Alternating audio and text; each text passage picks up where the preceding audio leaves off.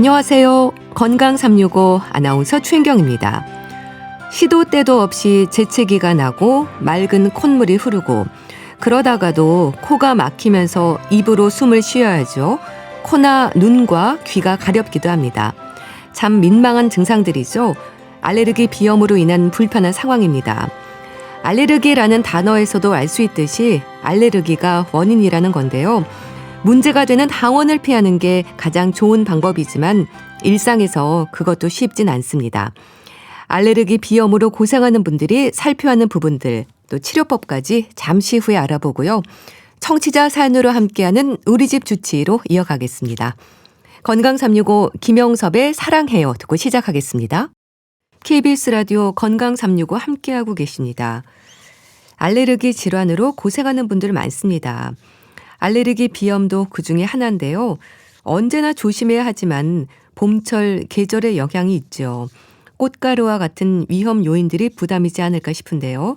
가톨릭대 여의도 성모병원 이비인후과 조진희 교수에게 도움 말씀 듣겠습니다. 교수님 안녕하세요. 예, 안녕하세요. 네, 반갑습니다. 어떻습니까? 알레르기 비염이 꼭 계절과 연관되는 건 아니긴 하죠. 예, 그렇습니다. 네. 이 알레르기 비염이 과거에는 이제 계절성 알레르기 비염이라고 얘기해서 네. 계절이 바뀌면서 나타나는 경우도 많지만 우리나라에는 사실은 이 통년성이라고 해서 1년 내내 그런 증상을 일으키는 것들이 오히려 더 많기 때문에 네. 꼭 계절하고 연관되는 건 아니긴 하죠. 네. 뭐 진먼지 진드기라든지 반려동물의 털도 그렇고요. 위험 요인들은 늘 조심해야 하는 부분일 텐데요. 여기에 봄철 꽃가루 알레르기까지 더해지는 게 문제이지 않을까요? 예, 그렇습니다. 그러니까 1년 내내 우리가 요새 이제 대부분 주거 환경들이 아파트나 이런 것들을 중심으로 돼 있기 때문에 네. 그 안에 뭐 진먼지, 진드기, 또 이 반려동물의 털, 네. 또 비듬, 또 이 보이지 않는 곳에 죽는 이 바퀴벌레 부스러기 이런 것들이 다 1년 내내 알레르기 일으키는 그런 물질들로 들어가는데 네. 거기에다가 이제 이 봄철에 또 이 꽃가루 알레르기 그렇죠. 또 기온이 굉장히 지금도 높은 온도하고 낮은 온도 차이가 심하잖아요. 네. 그러니까 그런 것들이 또 하나의 그런 자극 요인으로 작용하기도 합니다. 네. 자, 요즘같이 일교차가 심할 때 이 환절기 감기로 고생하는 분들도 많잖아요. 예. 흔히 말하는 코감기와 알레르기 비염은 증상이 좀 비슷하지 않나요? 예, 비슷하게 나타나기 때문에 네. 많은 분들이 본인은 1년 내내 감기를 달고 산다고 얘기하는 분들이 많거든요. 네. 근데 이게 사실은 좀 구분을 해봐야 되는데 네. 보통 일반 분들이 생각하기에는 난 그냥 계속 감기에 걸려 있어라고 얘기하는 거 참 구별하기가 쉽지 않은 겁니다. 근데 이제 알레르기 비염은 증상들이 조금 좀 차이가 있는 게 분명히 있습니다. 네. 그래서 그런 여러 가지 증상들을 잘 이제 분별을 해서 얘기를 해야 되는데 네. 그냥 코감기라는 거는 이제 콧물 나고 좀 코도 막히고 뭐 심하면 이제 열도 나고 몸살 기운 같은 것들이 같이 오는 경우들이 많은데 네. 이 알레르기 비염은 사실은 열 나거나 몸살 기운 같은 것들이 오는 증상들은 별로 없습니다. 네. 그런 증상의 차이를 잘 분별해야 할 텐데요. 이런 말도 합니다. 예전에는 알레르기가 없었는데 나이 들면서 생긴다는 분들도 있거든요. 알레르기 비염에서도 이런 부분들이 있는 걸까요? 예, 그렇습니다. 그렇군요. 알레르기 비염 자체는 사실은 나이 들면서 내가 왜 알레르기 비염에 걸렸을까라고 이제 물어보시는 분들도 많은데 네. 이 알레르기 비염 자체는 사실은 가족력이 있습니다. 이게 유전이 되는 질환이거든요. 그래서 이제 부모님들이 엄마 아빠 중에 한 분만 있어도 한 50%에서 유전이 되고요. 네. 두 분이 다 있는 경우에는 한 75%까지 유전이 된다고 얘기를 하고 있습니다. 그래서 대부분 이제 어렸을 때 그런 증상들을 보이는 경우들이 많은데 네. 난 어렸을 때 없었는데 왜 내 나이가 먹어서 알레르기가 생겼냐? 물론 생길 수 있습니다. 왜냐하면 이건 어떤 특정 항원에 대해서 우리 몸이 반응을 하는 그런 거기 때문에 네. 나이 먹어서도 충분히 알레르기 비염에 걸린다는 그런 얘기들을 할 수 있습니다. 네. 알레르기 비염으로 고생하는 분들이 늘고 있다고 하던데요. 지금 말씀하셨듯이 가족력도 있고요. 알레르기를 유발하는 요인들이 점점 증가한다고 보면 될까요? 예, 지금은 우리 이 서구화되는 그런 생활 환경 네. 또는 이런 아파트에서 주로 사는 그런 것들이 굉장히 집단으로서 모여서 사는 어떤 이 밀폐된 환경에서 사는 그런 것들이 알레르기를 유발하는 것도 있고요. 네. 또 과거에는 사실은 여러 가지 감염에 많이 노출이 돼 있었었는데 지금은 그런 감염들을 먼저 차단하는 그런 것들이 워낙 많기 때문에 네. 오히려 그런 것들이 알레르기를 더 유발하는 그런 요인으로 작용한다고도 얘기하고 있습니다. 네. 뭐 알레르기 비염은 나이와 상관없이 누구에게나 생길 수 있을 텐데요. 소아 청소년기에 알레르기 소인이 있는 경우에는 알레르기 비염이나 천식이 복합적으로 나타날 수 있다고 하던데 그렇습니까? 예, 그렇습니다. 주로 이제 어린이들에서는 이 알레르기 행진이라고 그래가지고요. 네. 이 아토피, 또 알레르기 피부염, 또 알레르기 결막염, 또 이런 것들이 같이 나오고 그런 것들이 잘 치료가 되지 않으면 천식으로도 이 병이 이완이 될 수가 있습니다. 네. 알레르기 행진이라는 게 정확히 뭔가요? 그러니까 이 알레르기 일으키는 그런 질병들이 순차적으로 나타난다고 해서 알레르기 행진이라고 얘기를 하거든요. 네. 그래서 처음에는 이제 알레르기 피부염처럼 그런 것들이 먼저 나타나고 네. 그다음에 알레르기 비염, 또 알레르기성 천식 네. 이렇게 이 병이 진화가 되는 겁니다. 네. 근데 알레르기 비염에 대한 진단은 우선 환자가 표현하는 증상에서도 짐작이 되는 경우가 많겠어요. 예, 그렇습니다. 처음에 이제 환자분들이 와서 얘기할 때는 난 콧물 나고 또 코 막히고 네. 재채기하고 뭐 코나 눈, 입 천장 있는 데가 많이 가렵고 네. 이런 얘기들을 하는데 그게 모든 이 알레르기 비염의 특징적인 증상들입니다. 네.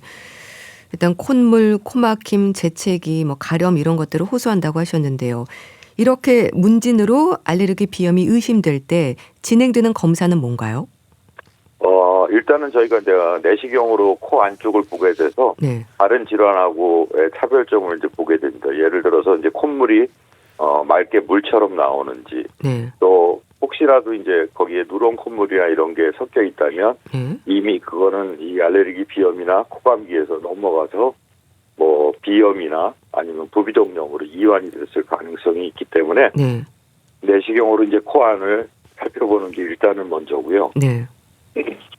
그 다음으로는 저희가 피 검사나 또 피부에다가 직접 반응 검사를 해서 네. 이 알레르기 비염에 특정 항원이 있는지 항원 항체 검사를 하게 됩니다. 네. 알레르기 비염은 원인이 아주 많을 것 같은데요. 이제 항원 항체 검사를 한다고 하셨는데 항원을 찾기 위한 검사도 중요하지 않을까요? 예, 굉장히 중요합니다. 네. 왜냐하면 일단 그 어떤 항원에 대해서 그 환자분이 알레르기를 일으키는지를 알아야 그런 것들을 멀리 피할 수가 있는 네. 그 하나의 치료 방법 중에 하나이기도 하거든요. 그래서 예를 들어서 뭐 진먼지 진드기 때문에 문제가 된다면 그런 것들하고 잘 접촉을 하지 않고 네. 또 그런 것들을 차단할 수 있는 방법을 찾는다든가 뭐 동물의 털이나 이런 것 때문에 문제가 되면 그런 동물들을 멀리하거나 접촉하지 않게끔 하는 그런 것들이 하나의 치료 방법으로 사용할 수 있기 때문에 네. 어떤 항원인지를 아는 게 굉장히 중요합니다. 네. 그럼 알레르기 반응이 한 가지가 아니라 여러 항원으로 복합적일 수도 있나요? 예, 그렇습니다. 뭐 예를 들어서 진먼지 진드기와 동물의 털, 아니면 뭐 진먼지 진드기와 잡초 항원, 네. 뭐 꽃가루 항원 이런 것들이 같이 막 복합적으로 나타날 수 있습니다. 네. 그럼 또 알레르기 비염이 알레르기 결막염을 동반한다거나 이런 경우도 있는 건가요? 주변에서 보면 여러 증상들이 함께 있던데요. 예, 그렇습니다. 이 알레르기 비염이 결막염을 동반하거나 또 천식을 동반하거나 하는 경우들이 많고요. 네. 알레르기 비염이 있는 환자들이 천식을 갖고 있는 경우는 한 50%가량 된다고도 얘기하고 또 천식이 있는 분이 알레르기 비염이 있는 것들이 또 한 60에서 뭐 7, 80%까지 된다고 얘기하는 경우도 있습니다. 네. 그런데요, 이 알레르기 질환은 치료를 해도 완치라는 개념은 없을 것 같은데요. 치료는 어떻게 진행이 되나요? 치료는 크게 저희가 두 가지로 얘기를 합니다. 네. 이 알레르기 질환 때문에 나타나는 그런 증상들을 완화시키는 약물 치료를 하는 경우가 있고요. 네. 또 이 알레르기 질환을 일으키는 그런 항원에 대한 면역력을 낮춰줘서 증상이 나타나지 않게 네. 해주는 면역 치료라는 것을 하게 됩니다. 네. 일단 약물 치료와 이제 면역 치료를 한다고 하셨는데 우선은 증상 완화를 목표로 생각하면 될까요? 예, 그게 제일 큰 하나의 목표가 되겠습니다. 네. 처방되는 약물은 뭔가요? 주로 일단은 콧물이 많이 나오고 코막힘 또 재채기, 네. 가려움증이 있기 때문에 그런 데서는 이제 항히스타민제를 주로 이제 쓰게 됩니다. 네. 그래서 항히스타민제가 콧물 또 코막힘 또 가려움증 이런 데 도움이 되기 때문에 네. 항히스타민제를 제일 먼저 쓰고요. 또 네. 코막힘이 심한 분들을 위해서는 코 막히는 것들, 코 안에 있는 점막들이 부어 있는 걸 가라앉혀주기 위해서 네. 또 약물을 같이 쓰기도 하고 네. 또 항콜린제로 해서 콧물만 나오는 분들한테는 그 콧물 나오는 걸 줄여주기 위해서 쓰는 방법도 있고요. 네. 또 심한 분들한테서는 일시적으로 스테로이드 제제 같은 것들을 먹거나 또 코에 스프레이하는 것으로 쓰는 경우도 있습니다. 네. 그중에서 항히스타민제나 스테로이드제에 대한 부담을 갖는 분들도 있을 텐데 어떨까요? 예, 항히스타민제는 아무래도 이 항히스타민제를 썼을 때 졸리움 때문에 많이 얘기하시는 분들이 있거든요. 네. 그래서 그런 분들은 요새 이제 새로 나오는 항히스타민제들은 그 졸리움을 많이 없애는 그런 항히스타민제들도 많이 있고요. 네.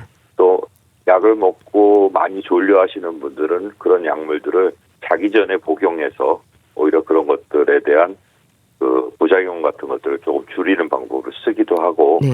이 스테로이드 제제는 사실은 단기간 쓰는 경우에는 별 크게 문제가 되지는 않습니다. 근데 이 스테로이드제에 대한 부담을 워낙들 많이 들어서 알고 계시기 때문에 네. 이 장기간 쓰는 경우에 물론 부작용들이 많이 있을 수는 있지만 단기간 쓰는 경우에는 그렇게 큰 부담이 없습니다. 네. 그 면역 치료에 대해서도 말씀 주셨는데요. 이건 어떻게 하는 건가요? 면역 치료는 크게 두 가지로 얘기를 합니다. 저희가 한 달에 한 번씩 주사를 맞아서 면역력을 높이는 경우 또는 알약이나 이런 것들을 혀 밑에 넣어서 혀에서 녹여서 그 약물이 우리 체내에 흡수되면서 면역력을 낮추는 그런 그 설화 면역 치료라는 이 두 가지 면역요법을 하고 있습니다. 네. 이건 뭐 꾸준히 하셔야 되는 건가요? 예, 보통 한 3, 4년 정도 꾸준히 면역요법 치료를 해야 그 효과가 극대화된다고 얘기를 하고 있습니다. 네. 약물 치료와 면역 치료에 대해서 말씀 주셨는데요. 그런데 이렇게 약물 치료도 필요하지만 일단 원인을 찾아서 항원을 피하는 게 가장 중요할 것 같은데요. 이런 경우는 어떨까요? 반려동물로 인한 알레르기가 있는 걸 알면서도 약을 복용하면서 함께 지내는 분들도 많잖아요. 이런 부분은 어떨까요? 예, 사실은 항원을 피하는 게 가장 중요합니다. 네, 그렇죠. 근데 가장 어렵습니다. 왜냐하면 이 집안에서도 진먼지 진드기가 눈에 보이는 것도 아니고 그 진먼지 진드기 자체가 죽어서 공기 중에 떠다니는 경우도 있고 또 우리 뭐 베개, 이불, 요 뭐 이런 데 다 있거든요. 근데 그걸 다 피하고 그걸 다 없애는 경우 사실 굉장히 힘들고요. 어렵죠. 꽃가루가 공기 중에 날아다니는데 그 공기를 안 마시고 그걸 피한다는 것도 실질적으로는 굉장히 힘든 얘기입니다. 그렇죠. 그리고 반려동물도 요새는 뭐 반려동물이 다 가족이잖아요. 그런 가족들과 같이 지내는 거를 하지 말라고 얘기를 하기가 굉장히 힘들어서 그런 분들은 아까 말씀하신 것처럼 약을 복용하면서 지내는 분들도 많은데 그래서 그런 분들한테는 저는 그렇게 얘기를 합니다. 이 반려동물이 지낼 수 있는 공간을 한정해서 만들어주라. 그래서 거기에서 같이 반려동물하고 생활을 하지만 그 반려동물이 전체 집안에서 다 똑같이 놀면서 환자분한테 나쁜 영향을 미치는 거는 그 한정된 공간에서만 지내게 하면 아무래도 그런 것들이 조금 더 나아지지 않겠느냐라고 말씀을 드립니다. 그렇겠네요. 그럼 알레르기 비염을 치료하지 않았을 때 다른 질환으로 이어질 수 있는 부분은 없을까요?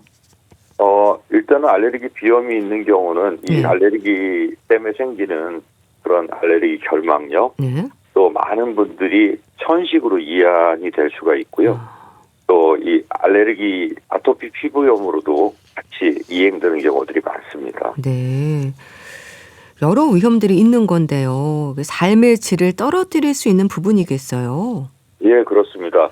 아까는 이제 이 알레르기 질환들에서 나타나는 그런 뭐 천식, 알레르기 결막염, 아토피 피부염 이렇지만 네. 이걸 치료하지 않고 계속 놔두는 경우에는 코 안에 있는 점막들이 많이 부어 있기 때문에 그것들 때문에 의해서 부비동염이 나타날 수도 있고 중이염이 갈 수도 있고 네. 그런 코 안쪽에서 생기는 여러 가지 질환들하고 같이 합쳐져서 나타날 수도 있습니다. 네. 자, 그렇다면 알레르기를 유발하는 원인을 찾는 게 우선일 것 같은데요. 일단 알레르기 비염을 의심할 수 있는 증상부터 다시 한번 짚어주시면 좋겠어요. 코감기로만 생각하면 안 되잖아요. 예, 그렇습니다.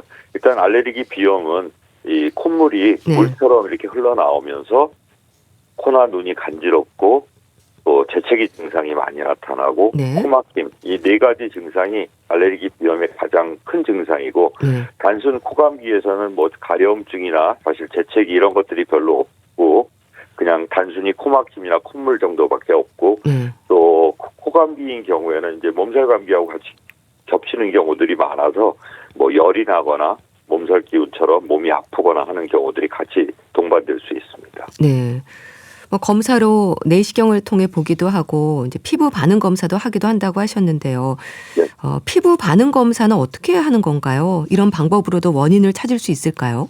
예, 할 수 있습니다. 그래서 알레르기 검사하는 게 네. 단순히 우리가 이제 스크리닝 하기 위해서 하는 피 검사로서 여러 가지 황원을 한꺼번에 찾을 수 있는데 민감도는 좀 떨어지는 방법입니다. 그렇지만 피부에다가 직접 항원을 놓고 이 항원에 대해서 내 몸에서 어떤 반응이 일어나는지를 보는 게 이제 피부 반응 검사라서 네. 가장 정확한 방법이기도 하고요. 네.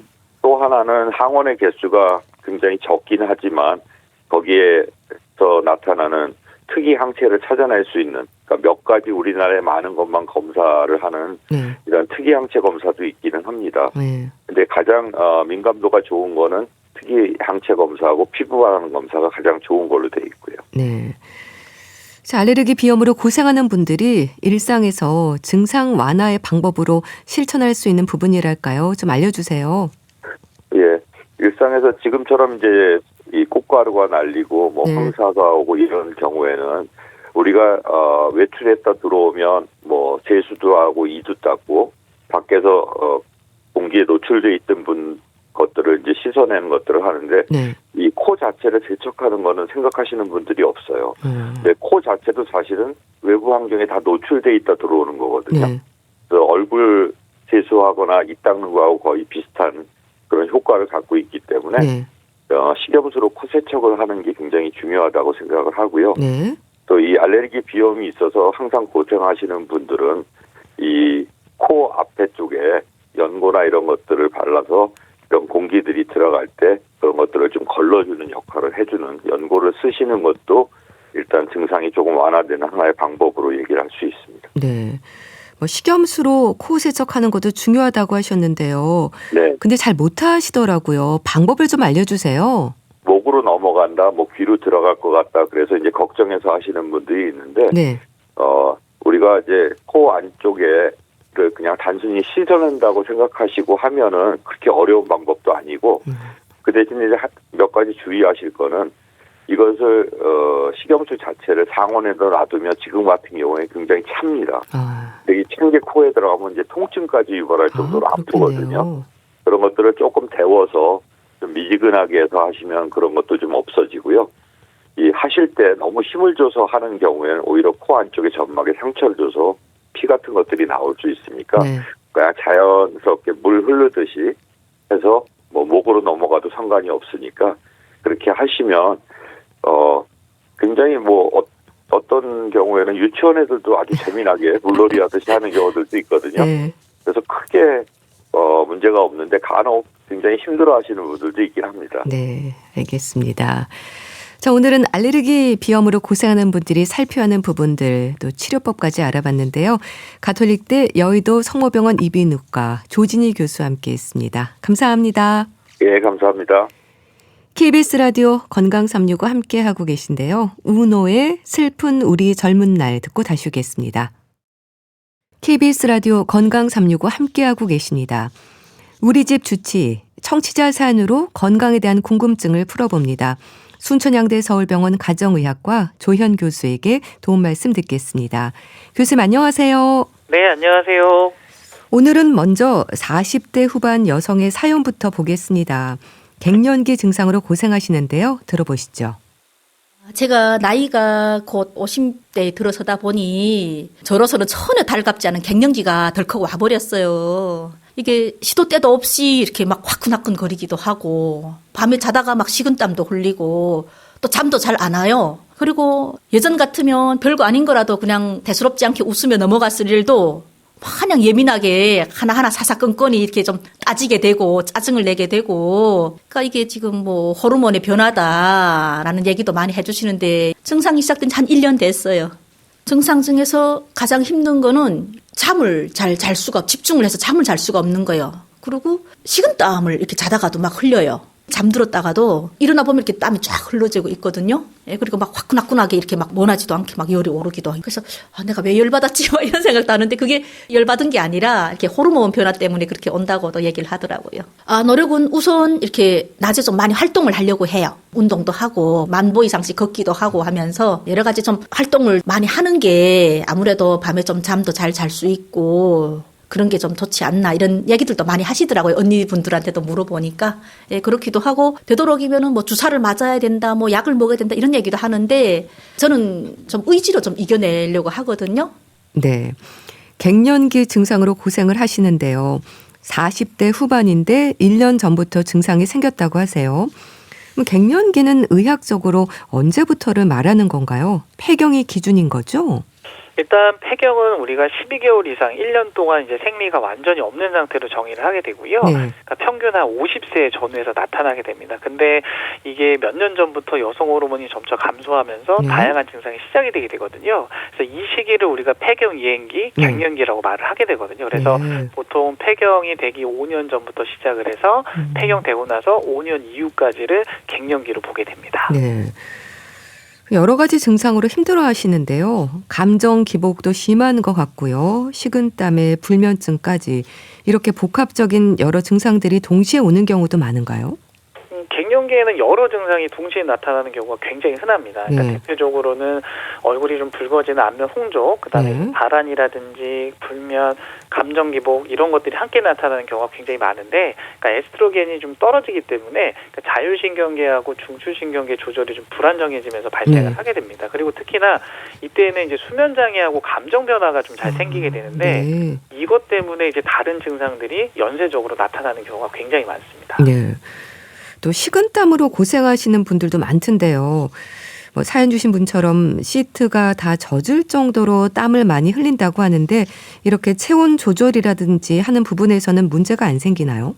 굉장히 좀 많이 생기는 편입니다. 그래서 식은땀, 그다음에 특히 이제 밤에 좀 땀이 많이 나는 이런 체중 조절 기능에 변화가 생기는 경우가 많으신데 왜 그러냐면 에스트로겐 감소가 되게 되면은 이 체온을 조절하는 부분이 예민해지게 되거든요.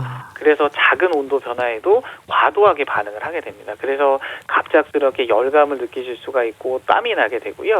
특히나 이제 밤에는 땀이 많이 나게 되면은 이렇게 수면 장애까지 이어지는 경우가 많습니다. 그러니까 이거는 이제 체온을 조절하는 부분이 완전히 좀 망가진 상태를 의미하는 건 아니고요.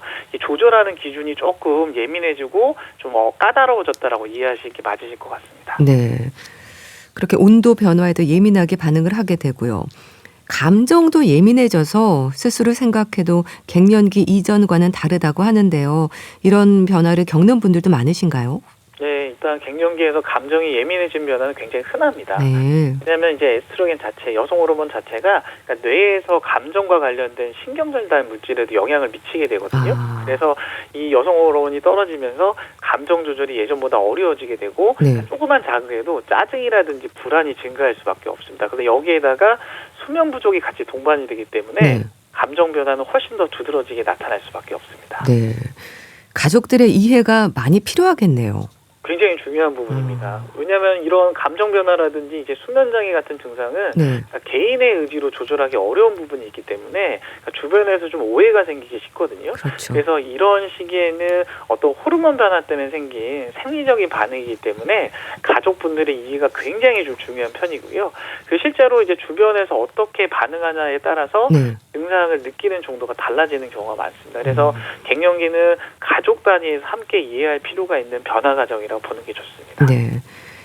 또 수면 장애가 올 수 있다고 하셨는데요. 불면증도 아주 힘든 증상일 것 같습니다. 불면증이 이렇게 계속되면 불면증에 대한 진단과 치료를 받아야 하지 않을까요? 그렇죠. 이제 갱년기에서 불면증은 굉장히 흔한데 이게 지속이 되는 경우에는 이제 별도로 평가를 받으셔야 되거든요. 그러니까 일시적으로 잠을 깨는 수준이 아니라 잠들기도 어렵고 자주 깨고 그다음에 이제 다시 잠들기 힘든 상태가 몇 주 이상 지속이 된다라고 하면은 그때는 저희가 수면 장애로 볼 수가 있습니다. 그리고 특히나 이제 갱년기에는 야간 발한이라든지 열감 때문에 수면을 좀 방해받는 경우가 많아서 이거는 이제 수면 장애로 접근하는 게 조금 더 중요할 것 같고요. 그래서 이제 필요에 따라서는 약물 치료라든지 호르몬 치료를 또 고려를 하게 되거든요. 그래서 불면이 지속이 되고 일상생활에서 불편하다라고 했을 때는 평가하고 치료를 고려하는 게 적절합니다. 네. 참 이렇게 여러 증상들이 계속 나타나면 일상생활이 힘들 텐데요. 갱년기도 개인차가 있지 않나요? 아주 오랫동안 고생하는 분들도 있고 잠깐 겪기도 하고 또 갱년기 없이 지나기도 하지 않습니까? 그렇죠. 이제 갱년기 증상은 말씀하신 것처럼 개인차가 굉장히 큽니다. 그래서 어떤 분들은 거의 증상이 없는 경우도 있고 어떤 분들은 이제 수년 동안 아주 그냥 고통을 받으시는 경우들도 있는데 이런 차이가 생기는 이유는 호르몬이 좀 떨어지는 속도도 관련이 있고요. 그다음에 이제 개인마다 그 신경계의 반응이라든지 체질, 그다음에 이제 기존의 건강 상태들이 다르기 때문에 이 갱년기 증상도 달라질 수밖에 없습니다. 그래서 또 가장 이제 안면 홍조라든지 수면 장애 같은 경우에는 개인에 따라서 강도라든지 지속 시간이 굉장히 크게 다르게 나타나는 편입니다. 네. 호르몬과는 어떻게 관련이 있는 건가요? 일단 이 갱년기 증상이 생기는 거는 이제 호르몬이 가장 중요하거든요. 그래서 이 여성 호르몬 같은 경우에는 이 체온 조절이라든지 수면, 감정 조절과 같이 굉장히 좀 다양한 신체 기능에 관여를 하게 되거든요. 그래서 이 호르몬이 떨어지게 되면은 이 자율신경계가 불안정해지면서 안면 홍조라든지 땀이라든지 불면이라든지 감정 변화 같은 증상이 생길 수가 있습니다. 그래서 이 갱년기 증상은 뭐 각각 따로 생기는 건 아니고요. 이 호르몬이 좀 감소하게 되면서 복합적인 반응으로 생긴다라고 이해하셔야 됩니다. 네. 그러니까 호르몬이 떨어지면서 자율신경계가 불안정해지는 거라고 말씀하셨는데요. 그래서 사연 주신 분은 주변에서 호르몬 치료에 대한 얘기를 많이 듣는다고 하십니다. 호르몬 치료는 어떤 방법인 걸까요? 일단 말 그대로 호르몬 치료는 이제 감소, 그러니까 떨어져 있는 에스트로겐을 보충해주는 치료거든요. 그래서 이제 먹는 약도 있고 패치도 있고 뭐 다양한 형태로 이제 있게 되는데 증상의 정도하고 개인 상태에 따라서 선택을 하게 되고요. 이 호르몬 치료를 이제 시작을 하게 되면은 특히 그 안면 홍조하고 땀나는 증상, 그다음에 불면 같은 이런 혈관 운동 증상이 좀 좋아지는 편이고, 그러니까 수면 장애에도 효과가 있는 것으로 알려져 있습니다. 근데 이제 모든 사람에게 다 쓸 수 있는 건 아니고요. 그러니까 유방암 병력이라든지 혈전 위험이라든지 이런 것들을 따져가지고 개인의 건강 상태에 따라서 사용 여부를 결정을 하게 됩니다. 네. 또 호르몬 치료는 가능한 시기가 있는 건가요? 폐경 전후로 빨리 할수록 좋다거나 이런 부분이 있는지 궁금한데요. 일반적으로 빨리 시작하는 게 좋습니다. 그렇군요. 예, 그래서 일반적으로 폐경 전후, 그러니까 폐경이 되고 나서 10년 이내, 그러니까 60세 이전에 시작하는 경우가 훨씬 더 도움이 좀 많이 되고 위험도도 더 떨어지는 걸로 평가가 되거든요. 근데 이 시기를 지나게 되면은 아무래도 혈관 상태라든지 기저질환이 영향을 좀 많이 미치기 때문에 이때는 치료 효과도 떨어지고 위험도 훨씬 더 커지게 됩니다. 그래서 이 호르몬 치료를 고려를 하신다라고 하면은 가급적 빨리 시작하시는 게 좋습니다. 네.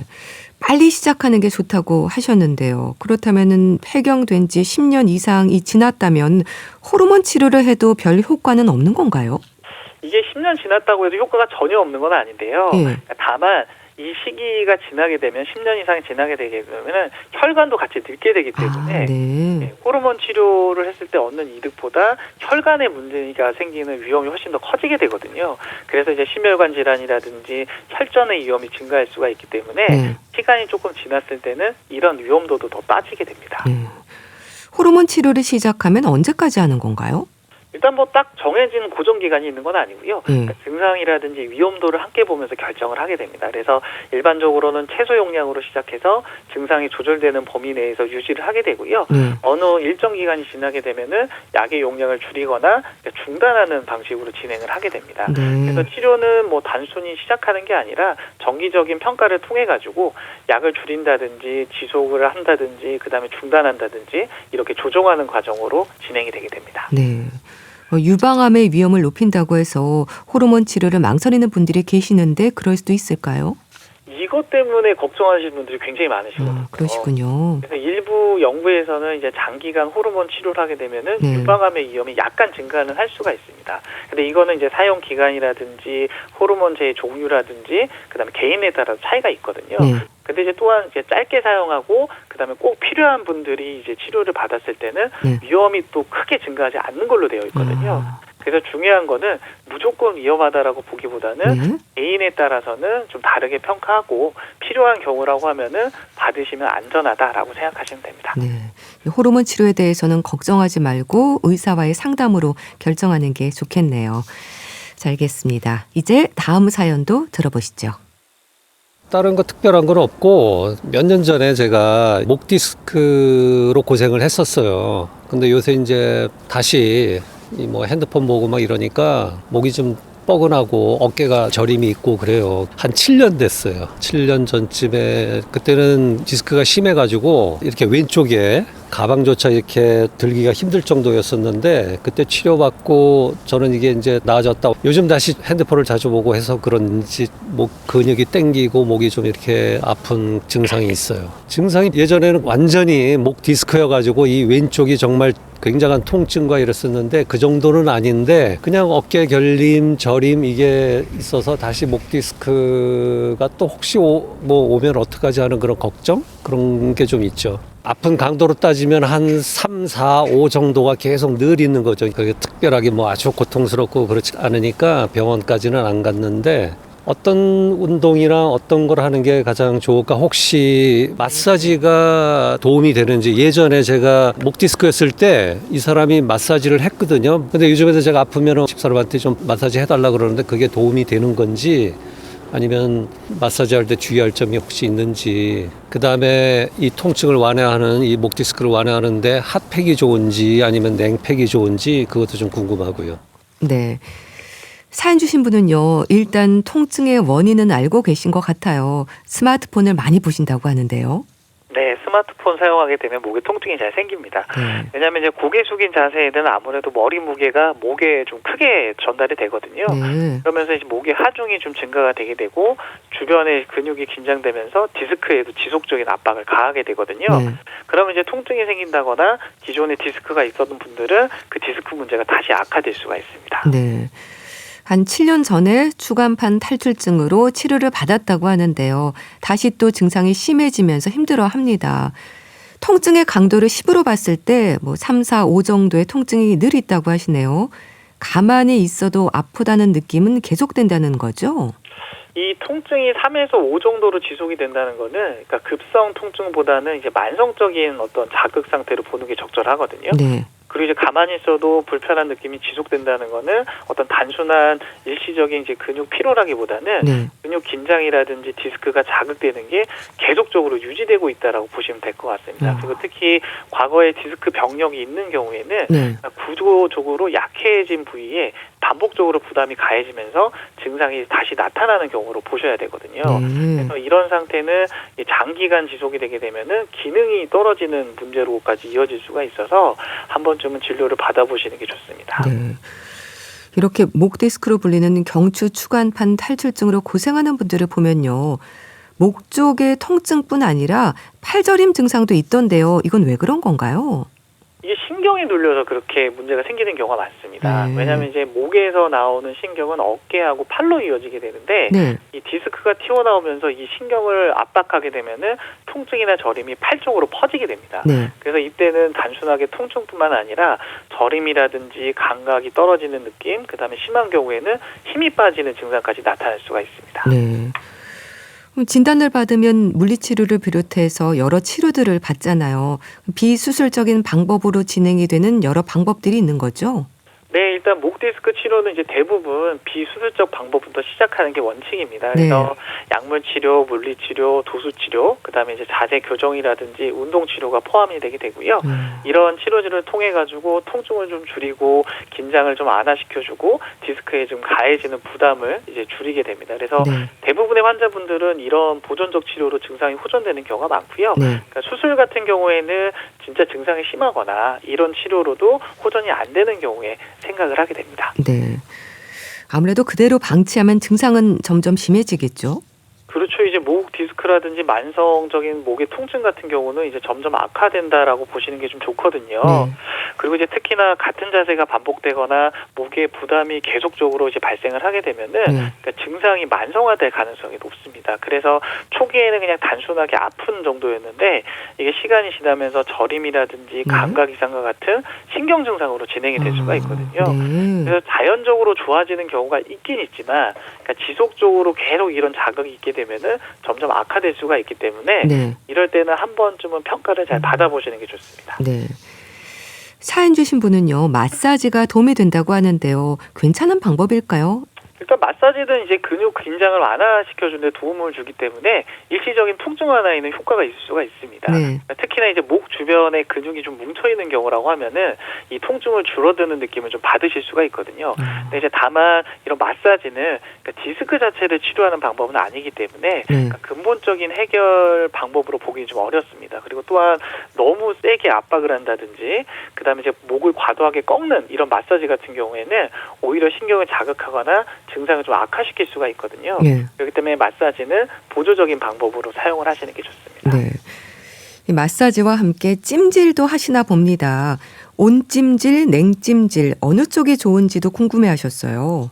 그러니까 상황에 따라서 조금씩 다르거든요. 그러니까 급성으로 통증이 갑자기 심해졌거나 염증이 좀 의심이 되는 경우에는 냉찜질이 좀 도움이 될 수가 있고요. 그다음에 이제 만성적으로 뻐근하거나 근육 긴장이 생긴 경우에는 온찜질이 훨씬 더 효과적입니다. 그래서 이제 사연처럼 지속적인 뻐근함이 있는 경우에는 일반적으로는 온찜질이 더 맞는 경우가 많습니다. 그래서 통증의 성격에 따라 선택을 하셔야 되고요. 급성인 경우에는 냉찜질, 그다음에 만성적인 통증이나 불편감은 온찜질로 이해하시는 게 기준이 될 것 같습니다. 네.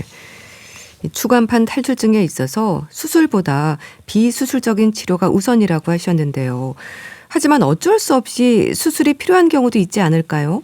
그렇죠. 이제 일부 경우에서는 이제 수술이 필요할 수밖에 없는 상황들이 있거든요. 그러니까 대표적으로는 이제 팔이라든지 손에 힘이 떨어지는 그러니까 근력 저하가 진행이 되는 경우가 있을 수가 있고요. 그다음에 이제 감각이 좀 둔해지고 떨어지는 이런 신경학적 이상이 있는 경우는 수술을 해야 됩니다. 그리고 이제 통증이 너무 심하거나 그다음에 이제 충분한 기간 동안 이 비수술적 치료를 했는데도 반응하지 않는 경우에도 이제 수술을 고려를 하게 되거든요. 그래서 수술은 이제 신경기능 변화가 있거나 통증의 정도, 치료 반응을 함께 평가해서 판단을 하게 됩니다. 네. 뭐 사연 주신 분은 아직 그 정도는 아니어서 생활 습관을 개선하는 것으로 노력해 보시면 어떨까 싶은데요. 가장 우선되는 방법 뭐가 있을까요? 일단 가장 중요한 부분은 고개를 숙이는 시간을 좀 줄이셔야 되고요. 그래서 스마트폰이나 화면을 보실 때 시선 높이를 좀 맞추는 게 굉장히 중요합니다. 그리고 한 자세를 오래 유지하지 않으시고 일정 시간마다 목을 좀 움직여주는 것도 필요하실 것 같고요.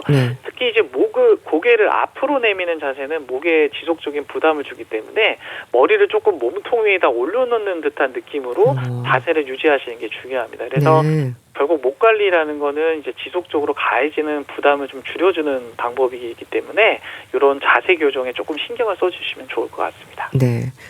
운동은 어떨까요? 뭐 스트레칭이나 운동도 중요하지 않을까 싶은데요.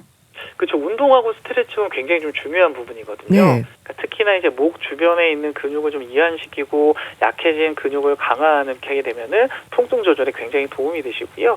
특히나 이제 목뿐만 아니라 어깨하고 등 윗부분 근육까지 함께 관리해주는 게 중요하시거든요. 근데 다만 운동이나 이제 스트레칭 하실 때는 그러니까 너무 무리해서 하셔도 안 되고 운동을 하실 때 통증이 생기시게 되면은 그 자세는 좀 피하셔야 되는 게 좋습니다.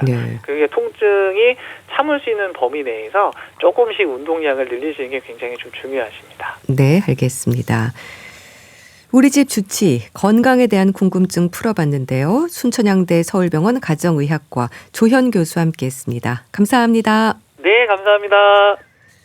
칼리 레이 잽슨의 Call Me Maybe 보내드리면서 인사드릴게요. 건강365 아나운서 최인경이었습니다. 고맙습니다.